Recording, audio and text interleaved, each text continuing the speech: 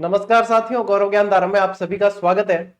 एक अच्छी खबर तो आप लोगों ने सुन ही ली है कि सीईटी का एग्जाम अब नवंबर और दिसंबर में होगा, जिसके फॉर्म जून और जुलाई में भरे जाएंगे। और एक और अच्छी खबर बहुत जल्द आप लोगों को सुनने को मिल जाएगी कि रीट प्री की भी ऐसे ही आप लोगों को डेट सुनने को मिल जाएगी। और रीट प्री संपन्न होगी, उसके बाद रीट मेंस भी होगी। तो आने वाला 1.5 साल आप मानकर चलें कि आप लोगों को अपने आप को फिर से झोंक देना है। फिर से इसलिए कह रहा हूं क्योंकि आप लोगों ने बीच में काफी रेस्ट किया है। मैं जानता हूं क्योंकि आप और हम लगातार जुड़े हुए हैं, तो जो उदासीनता आपके साथ में आ जाती है वो हमें पता चल जाती है, तो उसको आप त्याग दीजिए। और मैं ये भी समझता हूं कि अपन ने जो आरबीएससी का ये बैच शुरू किया है, बहुत सही समय पे शुरू किया है। अब देख लो, जो रीट देने वाले हैं, चाहे प्री हो या मेंस हो, ठीक है, चाहे साइंस से हो चाहे आर्ट्स से हो, किसी भी स्ट्रीम से हो, जो सीईटी देने वाले हैं उन सभी के लिए ये सबसे महत्वपूर्ण बैच है। क्यों? क्योंकि आरबीएससी की 6ठी से 10वीं तक की अपन किताबें पढ़ते हैं, जो अपन पढ़ रहे हैं ये, उसमें सारा ही राजस्थान जी के आप लोगों के कवर होता है, खास तौर पे इतिहास, कला, संस्कृति। और इसके अलावा मैंने आप लोगों को ये कहा है कि ज्योग्राफी के जो टॉपिक आएंगे उनको भी अपन जो है और इसी तरीके से थोड़ा सा संपूर्णता के साथ पढ़ेंगे। और फिर जो आपके सीईटी में मान लीजिए कि जो बच जाएगा सिलेबस, जो बचेंगे वो मैंने आप लोगों को सीईटी वाले वीडियो में रणनीति में बता रखा है कि उसको कैसे अपन कवर करेंगे। तो उस रणनीति वाले वीडियो को देख लेना, सीईटी वाला जो लास्ट वीडियो मैंने दिया था 2 दिन पहले, उसको देख लेना, उसमें सारी चीज बता रखी है। तो REET pre, REET mains, CET और सेकंड ग्रेड जो एग्जाम अब आने वाले हैं, होने वाले हैं, उन सभी के लिए ये मूल बैच है। ये कम से कम अपना 3 महीने बैच चलेगा। और इन 3 महीनों के बाद में आप ये मान के चलें कि आप 6ठी से 10वीं तक की मूल किताबों का जो भय लेकर चलते हैं, जो बोझ लेकर चलते हैं, वो कम हो जाएगा। कम क्या, खत्म हो जाएगा, क्योंकि आप लोगों को चीजें याद हो जाएगी। तो इसकी एक भी क्लास मिस नहीं करनी है, ठीक है। पैया टेकर लागे कौन, सिर्फ लागे के आधो पौनो घंटो मैं थान मांगू वो, और मींगे बाद में थे आधो घंटो और मतलब याद करने में टाइम लगा दीजिए, बस वो काम। पीडीएफ मांगा मांगी बंद कर दो, पीडीएफ कौन दा, पेन चलाओ, नोट करो। हम भी मेहनत करते हैं स्लाइड बनाने के लिए, आप भी मेहनत करो, क्योंकि नौकरी आपको चाहिए बेटा जी, नौकरी आपको चाहिए, मेहनत करनी पड़ेगी। और पीडीएफ भैया बैसाखी है, बैसाखियों को छोड़िए। पीडीएफ क्या है, बैसाखी है कि आप जो है ये बैसाखियां लेके कब तक चलोगे, ये तो आप लोगों के अंदर फिर अपंगता ले आएगी। इसलिए इन पीडीएफ वाले जो है झंझट में मत पड़ा करो। अभी भी मेरे कहने के बाद भी टेक्निकल टीम पे लगातार मैसेज आते हैं, सर उसकी पीडीएफ नहीं मिल रही, पीडीएफ कहाँ मिलेगी, पाचा टेक्निकल टीम के पीडीएफ नहीं मिलेगी, सर ने वीडियो बना के बता रखा है वो देखिए, टेलीग्राम पे बता रखा है वो देखिए। तो ए भाई बोला जीवड़ा इनो मतलब ये क्लास देखे कौन, बे पूछे क्यों, क्लास देख ली तो पूछे कौन। इसलिए क्लास की महत्ता बेटा पीडीएफ की नहीं है। इंटरनेट पे लाखों पीडीएफ है, डाउनलोड कर लीजिए। अगर वो काम आती होती तो आप यहाँ पे जो है क्लास देखने आती ही नहीं। तो क्लास की महत्ता है, उसको समझने की महत्ता है। अब देखो, चलिए शुरू करते हैं अपनी इस क्लास को। फिर सोम से शुक्रवार आप लोगों के दम लगा के क्लास आएगी, और शनि रवि को आप लोगों को रिवीजन करना है। ठीक ठाक। देखो आज अपन डाके राणा राज सिंह उत्तरवर्ती शासक, और यहाँ पे मैं आप लोगों को बता दूं कि राणा अमर सिंह भी पढ़ने वाले हैं पहले अपन। तो यानी कि इससे पहले, इस क्लास से पहले अपन ने क्या पढ़ा है, तो इस क्लास से पहले अपन ने पढ़ा है महाराणा प्रताप। ठीक है, क्या पढ़ा है, महाराणा प्रताप पढ़ा है। और महाराणा प्रताप के अंदर अपन ने क्या पढ़ा है, हल्दी घाटी का युद्ध पढ़ा है। हल्दी घाटी का युद्ध आप लोगों ने बहुत अच्छी तरीके से जो है पढ़ लिया है। अब बताइए कब हुआ था हल्दी घाटी का युद्ध, 18 जून 1576। सेना की स्थिति ध्यान है ना, जिस तरीके से बताइए आप लोगों को सेना की स्थिति है ना, वाम पक्ष में कौन है, दाई तरफ कौन है, हरावल में कौन है, चंद्रावल में कौन है, सारी चीजें ध्यान रखनी है। जगन्नाथ कछवा ने अंतिम अभियान किया था अकबर की तरफ से, और उसके बाद में जो है भैया अकबर थक गया कि अब मेरी तरफ से भाई कोई अभियान नहीं होगा। फिर अकबर के बाद में शासक कौन बनता है, जहांगीर बनता है। जहांगीर बनता है तो महाराणा प्रताप के बाद में शासक कौन बन गए, यहाँ पे राणा अमर सिंह। तो महाराणा प्रताप की मृत्यु हो गई थी कब, 1597 के अंदर। तो 1597 में राणा अमर सिंह शासक बनते हैं। कौन बनते हैं, राणा अमर सिंह शासक बने। ठीक है, अब अमर सिंह जी जो है इनका राज्याभिषेक बताइए, महाराणा प्रताप की मृत्यु कहां हुई थी, चावंड के अंदर। तो इनका राज्याभिषेक जो है वो चावंड में हुआ है, इनका राज्याभिषेक चावंड में हुआ है। अब ये चीजें जो आरबीसी में नहीं दे रखी ना, मैं कंप्लीट करते हुए चलूंगा, आप चिंता ही मत करो ये सारी चीज। ठीक है, अब राणा अमर सिंह जी के पिता कौन थे, अब ये तो सभी को पता है, प्रताप सिंह, महाराणा प्रताप जी ने कहते हैं, और इनकी माता अजबदे, माता अजबदे पवार। इन्होंने एक महत्वपूर्ण युद्ध जो है महाराणा प्रताप के समय ही लड़ लिया था, उसमें विजय भी प्राप्त की थी। वो था दिवेर का युद्ध 1582 में, जिसे कहा जाता है मेवाड़ का मैराथन युद्ध कहा जाता है, और मेवाड़ के गौरव का प्रतीक कहते हैं, क्योंकि वहां से जो है वापस अपने हारे हुए क्षेत्रों को वापस जीतना शुरू कर दिया था अमर सिंह जी ने। ठीक है, अमर सिंह जी ने यानी महाराणा प्रताप की सेना ने शुरू कर दिया था। तो ये थोड़ी सी बेसिक जानकारी है, इसके बाद में अपन चलते हैं नोट्स मेकिंग पैटर्न पे। चलिए स्क्रीनशॉट लेना चाहो तो ले लो एक बार। ठीक ठाक रहो। अब अब देखो आरबीएससी पैटर्न में शासक बनना, यानी कि 1597 में ये मेवाड़ के शासक बन गए थे। चावंड के अंदर राज्याभिषेक हुआ, मुगलों से संघर्ष। देखो शासन संभालने के बाद निरंतर मुगलों के आक्रमण हुए। अब मुगलों के आक्रमण यानी कि फिर देखो अकबर ने तो हथियार डाल दिया, अकबर ने नहीं किया आक्रमण, अब जहांगीर की तरफ से होते हैं। अब किसकी तरफ से होते हैं? जहांगीर की तरफ से, क्योंकि यहाँ पे मुगलों के अंदर शासक कौन बन गया था? मुगलों में शासक बन गया था जहांगीर। कौन बन गया था? जहांगीर। सलीम जिनके था, अकबर के तो शेखू बाबा। ठीक है, मेवाड़ अभियान। अब देखो 1613 मुगल सम्राट जहांगीर स्वयं अजमेर पहुंचा। अजमेर पहुंचा स्वयं। आप लोगों को पता है थॉमस रो से मुलाकात भी की थी अजमेर के अंदर। किसने? जहांगीर ने। तो यहाँ पे आप लोगों को एक मैं ट्रिक बताता हूं कि अब इसके समय में जो अभियान हुए हैं वो ऐसे याद रखने, PMA के। वहां पे अपन ने याद किया था JMBT, जो अकबर ने जो भेजे थे मंडल सारे के सारे महाराणा प्रताप को मनाने के लिए। थे जाओ राणा जी मना रहा हूं क्या, राणा जी भाई हमें माफ करना, गलती हमारे से हो गई थे, हमारे हाथे मिल जियो। ठीक है, महाराणा प्रताप मिलिया कौन? यहाँ पे जो है अब जहांगीर जो अभियान भेजता है वो आप लोगों को ध्यान रखना है, ये है PMAK। ठीक है, अब PMAK क्या है तो यहाँ पे आप लोगों को बहुत अच्छे से चीजें याद हो जाएगी। P यानी कि परवेज खान, P यानी परवेज खान, फिर M यानी महावत खान। ये कंटिन्यू जो भेजे गए हैं उनका क्रम आप लोगों को पूछ लेंगे तो याद हो जाएगा। फिर A यानी कि यहां पे आप लोगों को ध्यान रखना है अब्दुल्ला खान। ठीक है, क्या ध्यान रखना है? अब्दुल्ला खान। और फिर ये है खुर्रम, ये है खुर्रम, यानी कि खुर्रम कौन था? शाहजहां। खुर्रम कौन था? शाहजहां था।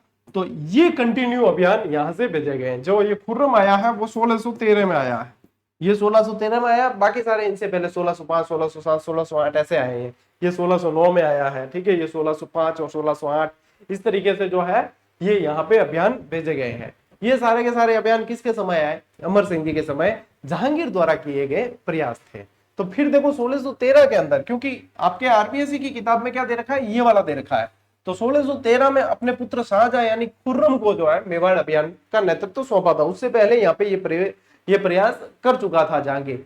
तो ये वाले भी ध्यान रखने अपने आपको। ठीक है, फिर देखो मुगलों ने मेवाड़ से भीषण लूटमार और आगजनी कर संकट की स्थिति पैदा कर दी। अब इन्होंने देखो मुगलों ने क्या किया, ये तो ये पढ़ लिया अपन ने। चलिए एक लाइन में नोट्स बना के कि ये किया। अब मुगलों ने मेवाड़ के अंदर इतनी जबरदस्त स्थिति पैदा कर दी थी कि यहाँ मेवाड़ के सामने विकट स्थिति हो गई थी। क्या किया मुगलों ने? मुगलों ने सारे खेत जला दिए, यहाँ के पशुधन नष्ट कर दिया, पशुओं को मार दिया, पशुधन नष्ट कर दिया। इसके अलावा मतलब वहां से आम जनता को परेशान करना शुरू कर दिया। वहां से आम जनता के अंदर से जो है बच्चों को, बच्चियों को, महिलाओं को लूट खसोट और बेचना शुरू कर दिया। इस तरीके की घटनाएं करने लग गए। तो मेवाड़ के राणा बहुत परेशान हुए और जनता बहुत त्रस्त हो गई थी। यानी खाने पीने की सुविधाएं इतना जब जो है परेशान पूरी तरीके से जो है कर दिया था, न खाने पीने की सुविधाएं मिल रही थी, सारी चीजें नष्ट हो चुकी थी। तो आगे विकट समस्या थी। अब इस दरमियान जो है जितने भी सामंत थे, जितने भी जो दीवान कह सकते हैं, सामंत कह सकते हैं अपन, उन्होंने सलाह मशविरा करके और अमर सिंह जी के सामने एक प्रस्ताव रखा। वो प्रस्ताव ये था कि हमें मुगलों से संधि कर लेनी चाहिए, संधि कर लेनी चाहिए, लेकिन उसमें कुछ शर्तें जो है हमारी तरफ से रखी जाए। ठीक है, शर्तें अपनी रखी जाए, जैसे कि वैवाहिक संबंध अपने को नहीं करने हैं, ये है वगैरह वगैरह। तो लेकिन क्या संधि कर ली जाए तो क्या होगा कि हमारे लिए आसानी हो जाएगी, जो जनता परेशान हो रही है उसके लिए आसानी हो जाएगी। तो यहाँ पे फिर मानस बनता है किसका? संधि का, संधि का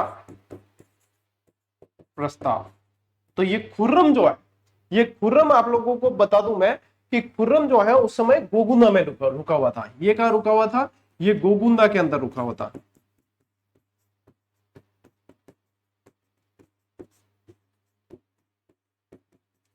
ये गोगुंदा के अंदर रखा था। अब यहाँ पे संधि का जो है माहौल बनने लगता है, तो यहाँ पे दो व्यक्तियों को भेजते हैं। एक तो होते हैं हरिदास झाला, हरिदास झाला और शुभकर्ण, शुभकर्ण, इनको जो है संधि प्रस्ताव लेके खुर्रम के पास भेजा।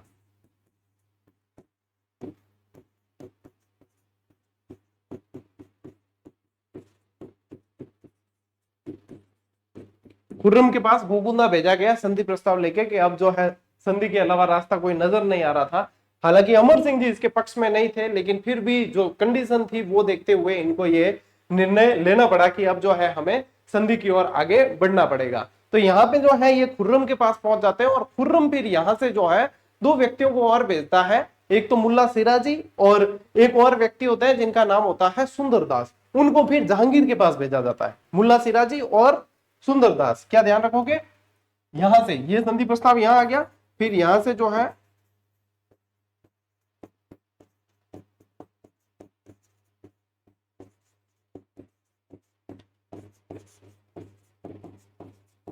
मुल्ला सिराजी और सुंदरदास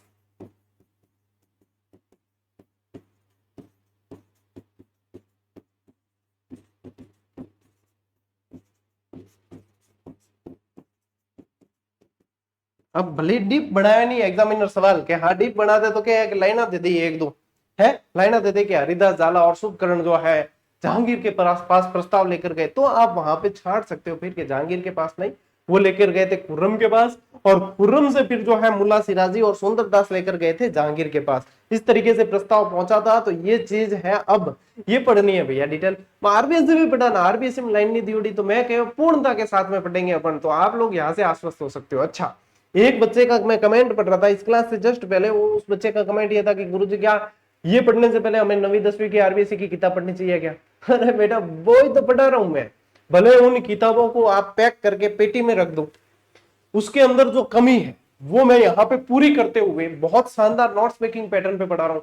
एक शब्द भी उसका नहीं छूटेगा और एक भी ऐसी लाइन नहीं रहेगी जो एग्जाम में पूछी जाएगी और आपको मैं यहाँ पे पढ़ाऊंगा नहीं।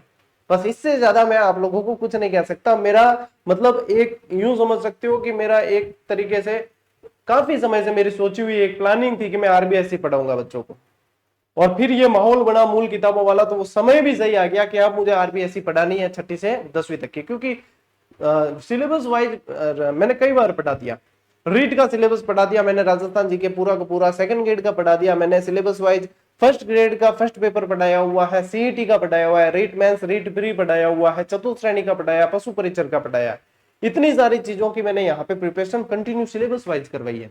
अब मेरा टारगेट था कि मैं अगली बार आरबीएससी कराऊं इनको, ताकि ये भी इनके पास में पर्याप्त हो जाए कि हाँ हम आश्वस्त है। बस तो यही चीज है। देखो जब जिम्मेदारियां लेते हैं तो जिम्मेदारियां हमें खुद पता होता है कि आगे क्या कैसे करना है। आप तो निश्चिंत होकर पढ़ो, लेकिन पढ़ना नियमित और इन चीजों को सीरियसली लेना, थोड़ा सा मजाक मस्ती में मत लेना, क्योंकि बहुत मेहनत लगती है बेटा क्लास के पीछे। स्क्रीनशॉट ले लो, मजाक मस्ती मत ले आगे बढ़ना। ओके, अब देखो संधि की पृष्ठभूमि कैसे बनती है।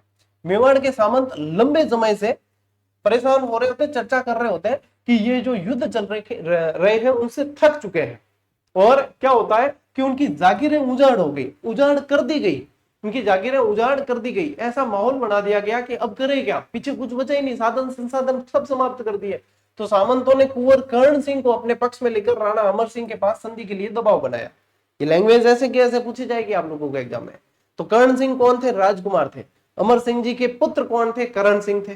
ठीक है, करण सिंह के बाद में जगत सिंह बनेंगे, जगत सिंह के बाद राज सिंह बनेंगे। तो इस तरीके से आप लोगों को ध्यान रखना है किसके बाद कौन सा शासक बन रहा है, ये भी चीज पूछी जाती है। तो यहाँ पे क्या है, कर्ण सिंह जो है इनको पक्ष में लिया सामंतों ने, और अमसा के पास में, अमर सिंह जी के पास में संधि के लिए दबाव बनाया। अमर सिंह जी इसके पक्ष में नहीं थे भाई साहब। अमर सिंह जी इस संधि के बाद में इतने दुखी भी होते हैं कि ये राजपाट जो है छोड़ के और संन्यास ले लेते हैं, जंगलों में चले जाते हैं। ठीक है, क्यों? इनके ऊपर दबाव होता है कि मेरे पिताजी जो मुगलों के सामने झुके नहीं, संधि नहीं की, घास की रोटियां खानी स्वीकार कर ली, लेकिन कभी उनके सामने झुके नहीं, लेकिन परिस्थितियां ऐसी आ गई है कि मुझे झुकना पड़ रहा है। आत्मग्लानि इतनी हो जाती है, इनको इतना दुख होता है, इतनी चोट पहुंचती है अंदर कि ये जो है पूरा राजपाट छोड़ के और बाद में संधि के बाद ये जंगलों में चले जाते हैं, संन्यास ले लेते हैं। देखो सरदारों के भारी दबाव के कारण राणा अमर सिंह को झुकना पड़ा और मुगलों से संधि की अनुमति देनी पड़ी। उस समय की कंडीशन आप सोचिए, क्या कंडीशन हुई होगी कि जब इन्होंने इतने अपने पुरखों का इतिहास देखा है और अपने पिताजी के साथ में इतने ताकत और शक्ति से ये लड़े हैं, अपने पिताजी को लड़ते हुए इतना ताकत से देखा है और परिस्थितियां इनके सामने ऐसी आ गई कि इनको संधि करनी पड़ रही है। तो उस समय इनके ऊपर जो बीती है वो यही जानते हैं।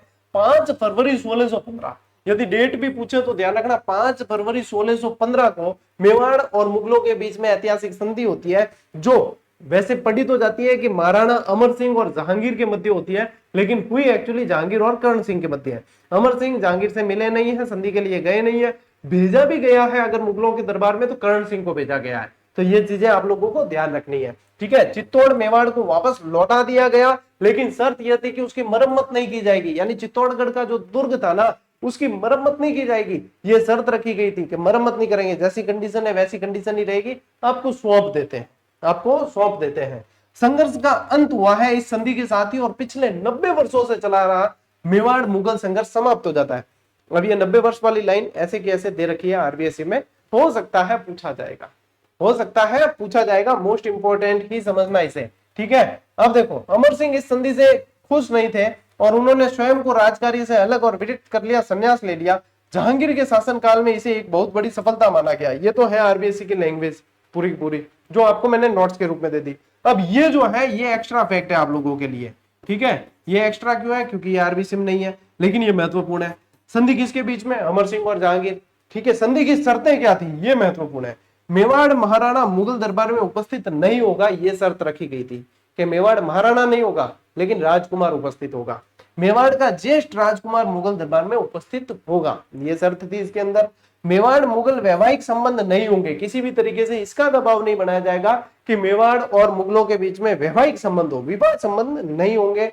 मुगल सेना में मेवाड़ के 1000 सैनिक होंगे, यानी मेवाड़ को 1000 सैनिक मुगल सेना में रखने पड़ेंगे और चित्तौड़गढ़ दुर्ग की मरम्मत नहीं की जाएगी। ये शर्तों के साथ में ये संधि हुई थी। संधि हुई कब थी? 5 फरवरी 1615। डेट भी याद करनी है और शर्तें भी याद करनी है, ये चीजें पूछी जाएगी आपको, बहुत अच्छे प्रश्न बनते हैं यहाँ से। तो ये संधि से रिलेटेड सारी डिटेल मैंने आप लोगों को बता दी और महाराणा अमर सिंह की क्या स्थिति थी वो भी मैंने आप लोगों को बता दी। और अंत में जो है महाराणा अमर सिंह जी की जो है आप लोगों को पता है कहां पे मृत्यु हो जाती है? आहड़ के अंदर मृत्यु होती है और आहड़ के अंदर ही महाराणा अमर सिंह जी की छतरी है।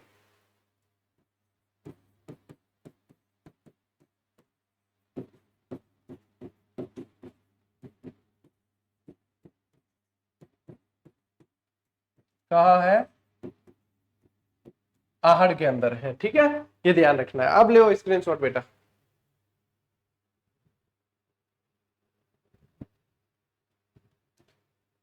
चले आगे।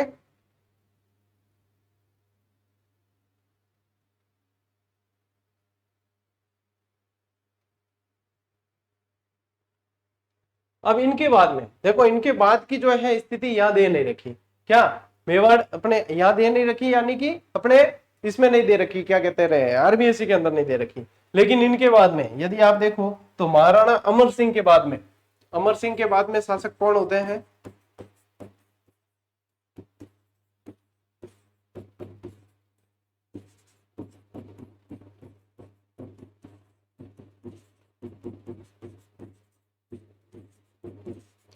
कर्ण सिंह शासक बने, लेकिन इतिहास में इतने जो है पूछने लायक प्रश्न कर्ण सिंह से बनाए नहीं जाते। कर्ण सिंह के बाद में जो बनते हैं जगत सिंह शासक बनते हैं। कौन बनते हैं? जगत सिंह।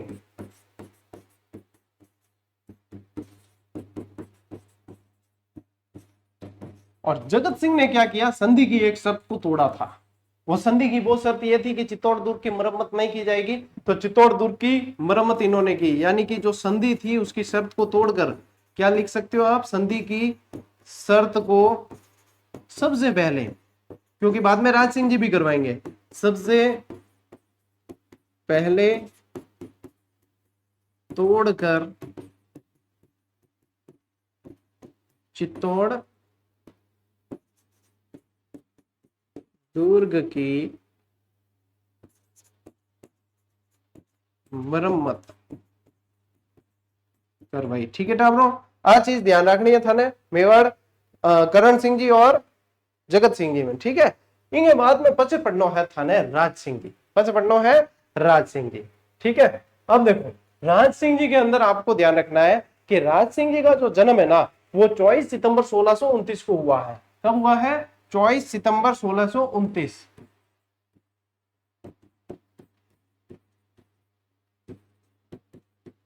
राज सिंह जी एक बहुत महत्वपूर्ण आप लोगों के शासक है, जिस जहां से प्रश्न बनते ही बनते हैं, और मेवाड़ मुगल संबंध यानी मेवाड़ मुगल शासक जहां टॉपिक दे रखा होता है वहां पे भी यहाँ से बहुत जबरदस्त प्रश्न बनते हैं। ठीक है, तो यहाँ पे आप लोगों को राज सिंह जी के बारे में ध्यान रखना। राज सिंह जी में स्टोरी भी आएगी टावरों, बढ़िया।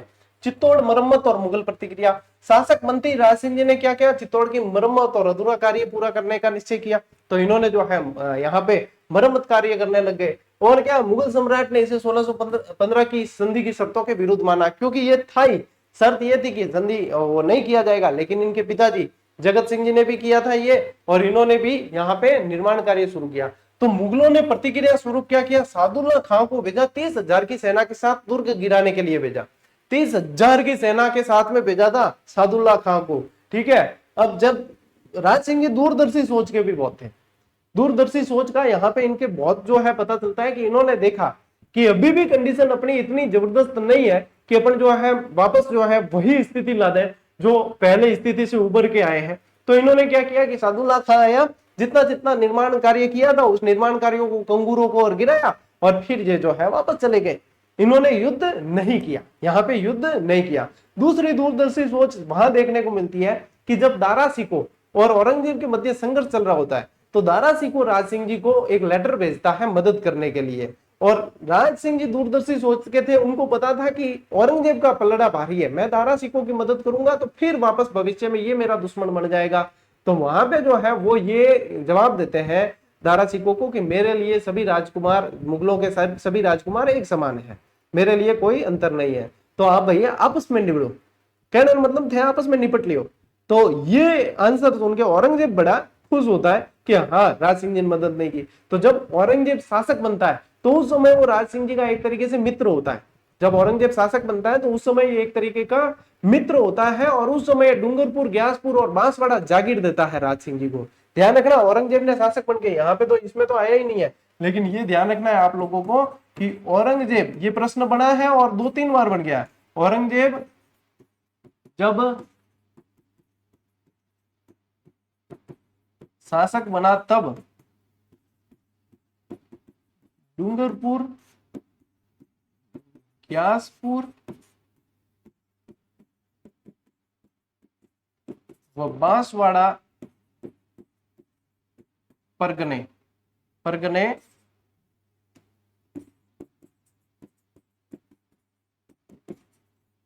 राज सिंह जी को देता है, मित्रता स्वरूप देता है। ठीक है, उस समय राज सिंह जी और इनके बीच में मधुर संबंध थे, मित्रता स्वरूप जो है ये देते हैं। इसी के साथ साथ और भी ये ध्यान रखें कि उस समय जो है राज सिंह जी ने टीका दौड़ करवाई थी, उस समय टीका दौड़ करवाई थी। अब टीका दौड़ क्या होती है? टीका दौड़ यानी कि एक तरह की मतलब शिकार वाली वो हो जाती है कि शिकार के बहाने, टीका दौड़ के नाम से शिकार के बहाने विरोधियों द्वारा जो क्षेत्र पे अधिकार कर रखा था आपने, उनको वापस हासिल करना, यानी मुगल चौकियों को जो है हासिल करना। तो इस दरमियान दरीबा, मांडल वगैरह जो क्षेत्र, इन पे काफी सारा मुगल चौकियों पे राज सिंह जी ने अधिकार कर लिया था। तो जब औरंगजेब शासक बना तो उसने दे भी दिए थे कि टीका दौड़ के तहत आपने जो जीते हैं वो आप वापस ले लीजिए, कोई दिक्कत नहीं है। तो यहाँ पे टीका दौड़ से रिलेटेड भी ध्यान रखना कि राज सिंह जी ने टीका दौड़ का आयोजन करवाया था। ठीक है, राज सिंह जी ने टीका दौड़ का आयोजन करवाया। अब देखो, राज सिंह जी ने संघर्ष टालने के लिए सेना हटा ली और मुगल सेना कंगूरे और बुर्ज गिरा के लौट गई। ये तो उस समय की बात। फिर उसके आगे की बात मैंने आपको बताई। अब देखो, इनकी तो मित्रता थी, लेकिन इनकी फिर दुश्मनी कैसे होगी? तो दुश्मनी होने के पीछे 2-3 कारण है। सबसे पहला कारण होता है साम्राज्यवादी नीति, ये हर युद्ध में और ये होता ही है। दूसरा कारण था राजकुमारी चारुमती, दूसरा कारण था राजकुमारी चारुमती। अब ये प्रकरण क्या था वो भी मैं बताता हूं। तीसरा कारण जजिया कर, कि गैर मुस्लिमों से लिया जाने वाला जो धार्मिक कर था वो जजिया कर कहलाता था, और वो जजिया कर पे रोक लगाई हुई थी, उसको वापस लेना शुरू कर दिया था औरंगजेब ने, तो वो था। ठीक है, औरंगजेब की फिर इलाहाबाद वाली घोषणा थी, उसमें यह था कि सारे मंदिर मस्जिद वगैरह जितने भी है उनको तोड़ा जाए। तो वहां से भी जो है धार्मिक भावनाएं आहत हुई, और इस तरीके से कारण बन गए कि राज सिंह जी और औरंगजेब एक दूसरे के कट्टर दुश्मन हो गए। ठीक है। अब यहाँ पे देखो ये आपके आरबीएससी में दे रखा है, मुगल उत्तराधिकारी युद्ध 1658 में चला, जब मुगल शहजादों द्वारा, और टीका दौड़ का आयोजन भी ध्यान रखना 1658 ही है, इसी का लाभ उठा के इन्होंने टीका दौड़ का आयोजन कर लिया था कि ये उत्तराधिकारी युद्ध में उलझे हुए हैं, तो महाराणा किसी का भी पक्ष नहीं लेते हुए टालम टोल करते रहे, और वो स्टोरी मैंने बता दी आप लोगों को कि टालम टोल किस तरीके से किया है। समझ रहे हो ना, सारी चीजें फ्लो में चल रही है वेब सीरीज की तरह, ठीक है। तो भैया ये चीजें सीधी की सीधी दिमाग में बैठनी चाहिए, जब ये चीजें दिमाग में बैठ गई तो फिर आप लोगों के बिल्कुल लीला लहर और पौ बारे 25 होने की व्यवस्था हो गई, समझो। ले स्क्रीनशॉट डालो।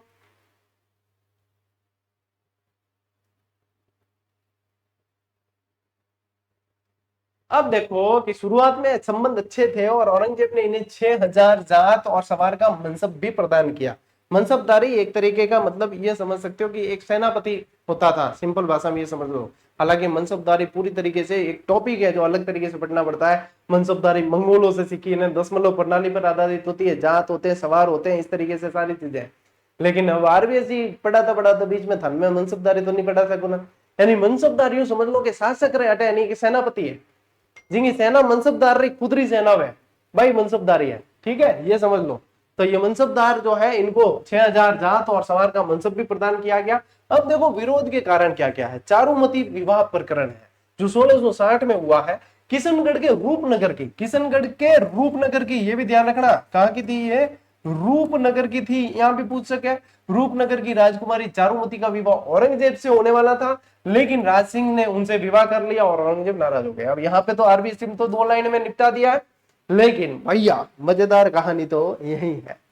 अब हुआ यूं कि चारुमती के भाई का नाम था मान सिंह। क्या नाम था? मान सिंह। औरंगजेब मतलब चारुमती बहुत सुंदर राजकुमारी थी, औरंगजेब को यह बात पता थी कि बहुत सुंदर राजकुमारी है। औरंगजेब ने अपनी सगाई के लिए दस्तूर भेजा मान सिंह के पास कि मैं आपकी बहन से विवाह करना चाहता हूं, चारुमती से विवाह करूंगा। अब उस समय मान सिंह जी इतने सक्षम नहीं थे, इतने सामर्थ्य नहीं था उनके अंदर कि वो मना कर देते। क्या औरंगजेब एडी क्या बात कर रही हो तू, है मुझको बना दूल्हा, यहाँ तो नहीं कर सका। तो बजे मतलब एक मास्टर वाले लहजा आ गया है मास्टरों का सबसे मतलब मैं हथियार क्या है, मुर्गा बना दूंगा, छोरा पढ़ लेने दो, ठीक कोई बात है। तो वहां पे जो है मान सिंह जी ने कह दिया कि हाँ ठीक है, लेकिन चारुमती औरंगजेब से विवाह नहीं करना चाहती थी, और चारुमती को यह भी पता था कि राज सिंह जी जो है बहुत पावरफुल शासक है और मेरी मदद राज सिंह जी कर सकते हैं। तो चारुमती ने पत्राचार के माध्यम से, अब वही पत्राचार आज की तारीख में व्हाट्सएप के भी दे, ठीक है, पहला तो व्हाट्सएप में मैसेज भी लिखता है, आजकल तो सीधो वीडियो कॉल करता है या कॉल करता है सीधो सीधो, ठीक है, कॉल रुपया भी नहीं लगे, व्हाट्सएप कॉल करता है। तो यहाँ मैसेज भेजियो पत्राचार है माध्यम के एक राज हंसिनी किसी बगुले के साथ में अच्छी लगेगी क्या? आप सोचिए कि मेरा संबंध जो है औरंगजेब के साथ तय किया है, मैं राज हंसिनी को बगुला। तो इस तरीके से लैंग्वेज लिख के उनको भेजा कि यदि राजन आप मुझे स्वीकार नहीं करते और इस संबंध होने से बचाते नहीं हो तो मैं आत्मदाह कर लूंगी, और ये मैं आपको बता रही हूं। जब राज सिंह जी ने देखा तो राज सिंह जी आते हैं और यहां से चारुमती से विवाह कर लेते हैं, चारुमती का अपहरण करके विवाह कर लेते हैं। औरंगजेब भाई साहब क्या करे, अब बात पता चले कि नहीं, औरंगजेब ने अब थे हो चो, आप सोचना कि आपकी सगाई किसी से तय की हुई है, पया जलायोड़ा है, ठीक है, तय हो गई है क्या भाई इन सगाई मेरी होनी है। अब दूजों को यार बिना सूचना, थान की सूचना ही नहीं है, ठीक है, थान की सूचना नहीं है, ना परिवार तरफ हुआ ना जो सगाई करने वाला बिन तरफ हो की सूचना नहीं है, दूजो कोई आर सीधो ब्याह कर ले केड़ी गुजरे बारी वाह फीलिंग औरंगजेब मत ही, और वो तो राजा भी ठहरा, वर्चस्व का भी सवाल। अरे भाई मेरी शादी होने वाली थी राज सिंह के बीच में, और वो सबसे बड़ा मतलब कारण देख लो, कारण ही है ये चारुमती वाला प्रकरण हुआ। दूसरी बात मैंने कहा कि 1679 के अंदर जो है जजिया कर वापस औरंगजेब द्वारा लगाना शुरू कर दिया, तो राज सिंह जी ने इसका कड़ा विरोध किया, राज सिंह जी ने जजिया कर का है, तो जजिया कर का विरोध करना फिर वापस दुश्मनी होगी। फिर एक इलाहाबाद वाली घोषणा थी, वही चीज 1669 की बात है, इलाहाबाद की घोषणा थी कि सारे मंदिर मस्जिद जितने भी है, मस्जिद तो वैसे नहीं तोड़े थे लेकिन के जितने भी मंदिर है वो सारे के सारे तोड़ दिए जाए, मूर्तियां जो है वो तोड़ दी जाए, और तोड़ने शुरू भी कर दिए। तो उस समय गोसाई भगत यानी कि गोस्वामी भगत जो होते हैं वो वृंदावन से और वहां से मूर्तियां लेके यहाँ पे आते हैं, राज सिंह जी उनको शरण देते हैं, और आप लोगों को पता है सिंहड़ नामक जगह पे नाथद्वारा में श्रीनाथ जी की मूर्ति स्थापित भी की जाती है, तो उनको यहाँ पे शरण देके और ये सारी चीजें हुई। तो ये सारे प्रकरण क्या करते हैं, ये सारे प्रकरण औरंगजेब और राज सिंह जी के मध्य वैमनस्य के कारण बनते हैं, और औरंगजेब और राज सिंह जी के मध्य बहुत सारे संघर्ष चले हैं। इसी संघर्ष के अंदर सलूम्बर के जो रतन सिंह जी थे, उनकी रानी हडी रानी, जिनको कहते हैं सहल कंवर, हडी रानी कौन कहते हैं, हडी रानी के नाम से, हडी रानी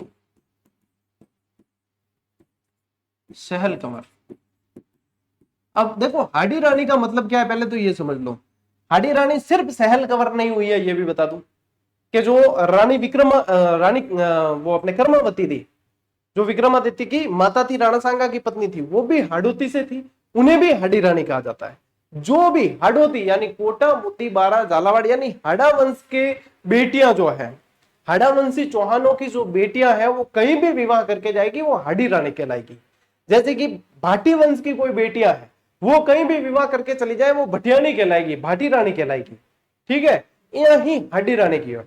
तो एक बार मैं, वो तो है कंसेप्ट जिन समझ में बंद ध्यान है कि हाँ ने हाडी रानी, एक बार मैं पढ़ा तो मैं कर्मावती हाडी रानी पर यूं कर पढ़ाई, और एक टावर भोड़ो आयो जब कमेंट करे, अरे गुरुजी हम तो आपसे पढ़ने आए थे, लेकिन अब तो पता चला आपको तो क्या ज्ञान ही नहीं है। मैं कि एडू की बात होगी, मैं तो टावर 5 साल हूँ तो ऑनलाइन पढ़ा रही हूँ, पहला भी मैं जो है 5-7 साल हूँ ऑफलाइन भी पढ़ा चुकी हूँ। एडो की मतलब वो बता, मैं कहीं एग्जाम भी क्रैक किया है, और ठीक है मैं खुद भी मतलब टॉप करे सरकारी नौकरी हासिल करी, तो मैं मतलब के क्या समस्या हुई जो मैं कि भाई तू कह रही हो कि थान पढ़ानो नहीं आवे गुरुजी, मैं बहुत आशा हूँ जुड़िया। तो क्या आपने गुरुजी इतनी बड़ी गलती की है, जो बिल्कुल सरल सी चीज है। हाडी रानी सहल कंवर को कहते हैं, आप रानी कर्मावती को जो है वहां पे हाडी रानी कर, मैं क्या कहवा रहा है। मतलब अभी मैं के भाई साहब, आप अभी जिस सफर पे चल रहे हो उस सफर को तय करके हम वहां बैठे इंतजार कर रहे हैं। आप जिस स्कूल में अभी एडमिशन लेने के लिए जन्म प्रमाण पत्र दे रहे हो, उसके अंदर हमने प्रिंसिपल रह के और बीआरएस भी ले लिया है। बताइए अब इस चीज को कैसे एक्सप्लेन किया जाए। तो इसके लिए धैर्य जरूरी है, और इसके लिए सीखने की उम्मीद, मतलब सीखने की गुंजाइश अपने अंदर जिंदा रखनी जरूरी है। जब आपके अंदर हो जाता है कि हाँ एक किताब में एक लाइन पढ़ ली और हमने सब सीख लिया, नहीं होता। हम आज भी सीख रहे हैं, हमारे सामने आज भी नए फैक्ट आते हैं, जबकि इतनी क्लासें बढ़ा ली, इतने सारे सिलेक्शन दे दिए, फिर भी नई नई चीजें सीखने को मिलती है। तो सीखने की गुंजाइश हमेशा रहनी चाहिए। ठीक है, तो हाडी रानी समझ आ गई। हाडी रानी सहल कंवर का इंसिडेंट यह था कि जब इनके पति युद्ध के लिए जा रहे होते हैं, इनकी नई नई शादी होती है, जब युद्ध के लिए जा रहे होते हैं तो ये जब युद्ध के लिए तैयार होते हैं तो एक सेवक को भेजते हैं, एक दासी को भेजते हैं कि रानी जी से जो है कोई निशानी लेके आई है, मैं अभी अभी शादी हुई है, मैं जाऊंगा, मुझे याद आएगी तो मैं निशानी देख लूंगा। जब वहां पे वो जाते हैं तो वो ये बात जब हाडी रानी को पता चलती है तो क्या युद्ध कराने जावे क्या, बट निशानियां देखी, तो निशानी के रूप में वो अपना शीश काट के भेजती है कि जब इन्हें पीछे ही मेरी ही याद आएगी तो क्या युद्ध करेंगे। और वहां पे जो है वो एक इतना जबरदस्त उदाहरण पेश कर दिया कि आप एक वीर है, आपका कर्तव्य है युद्ध करना, आप जाइए युद्ध कीजिए। और वो अपना शीश जो है वो काट कर भेजती है, और वो शीश लेकर जो है वो युद्ध भूमि में जाते हैं और वो भी वीर गति को प्राप्त होते हैं। तो ये मतलब हाडी रानी वाली स्टोरी चलती है, तो ये आप लोगों को ध्यान रखनी है।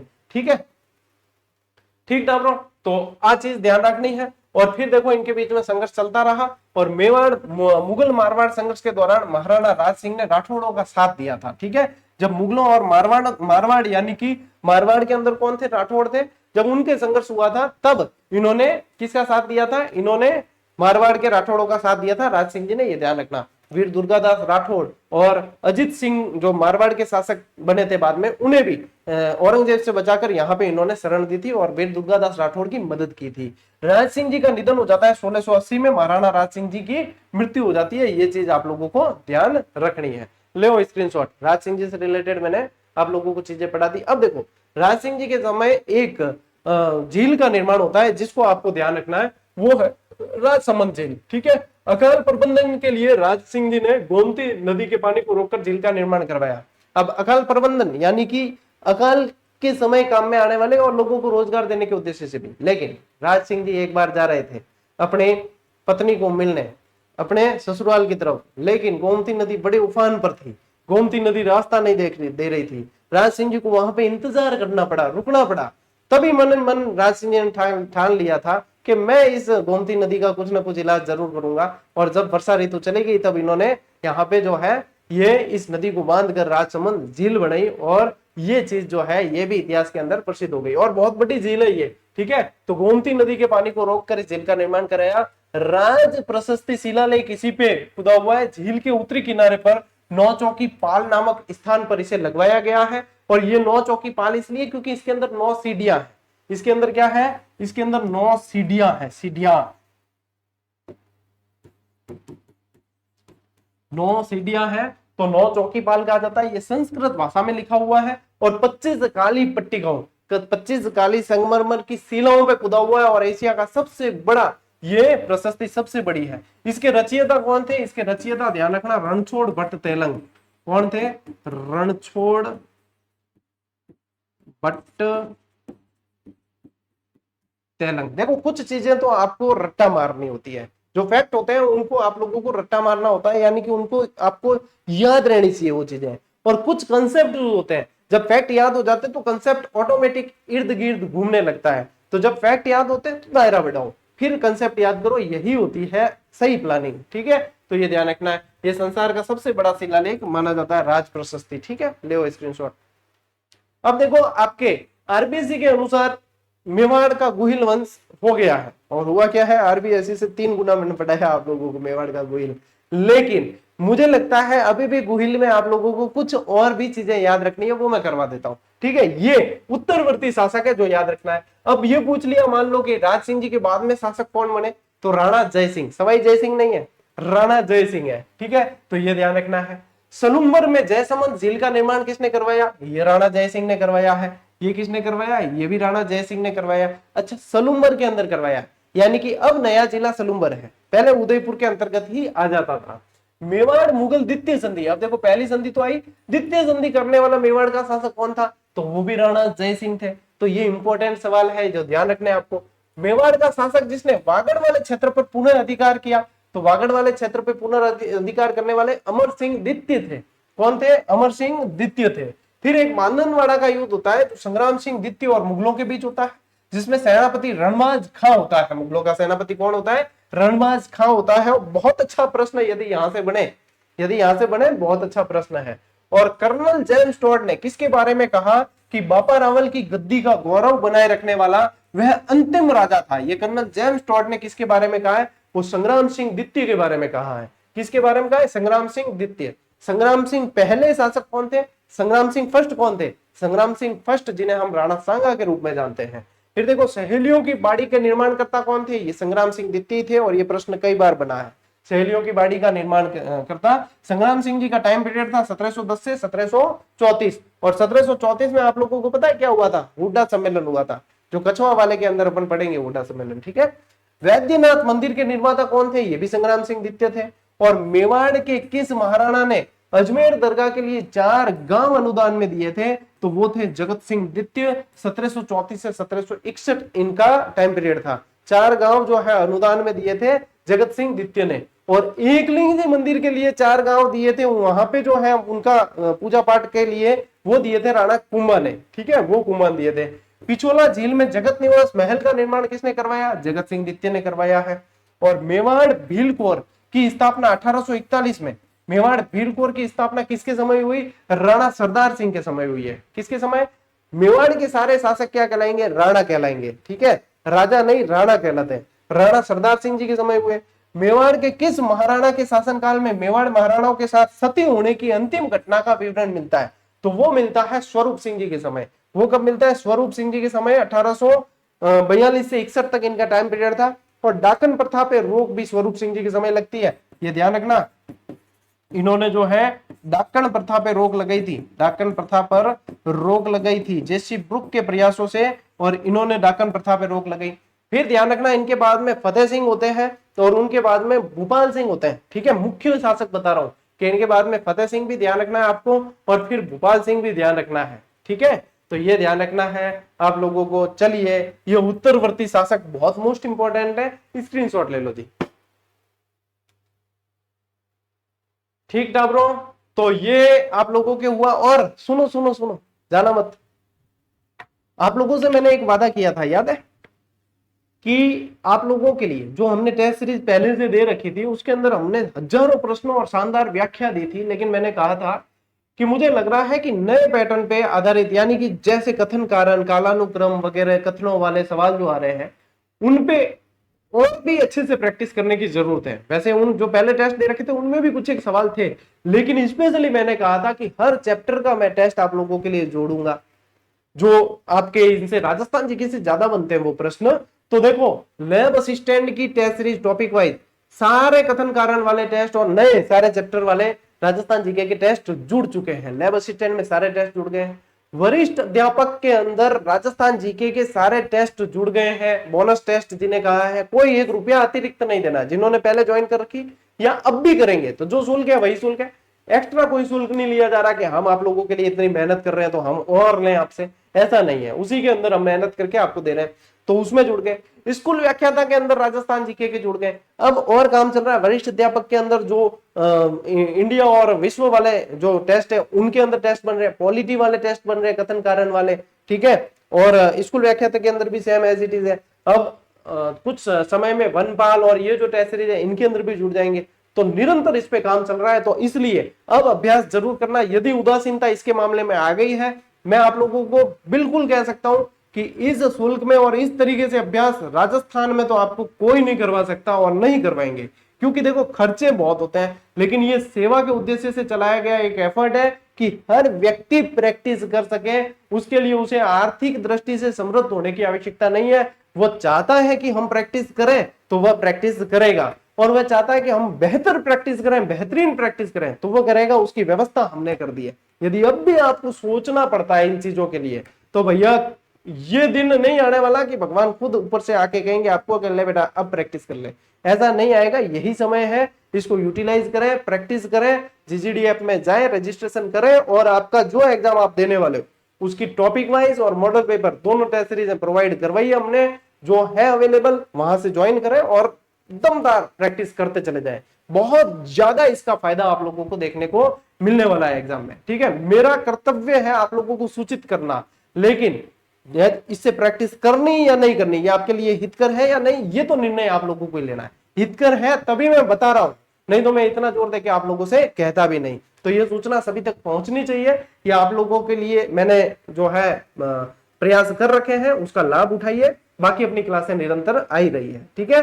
तो साथियों, आज की इस क्लास में इतना ही। अब मिलते हैं अपन अगली क्लास में, अगले सेशन में। तब तक के लिए राम राम, जय हिंद।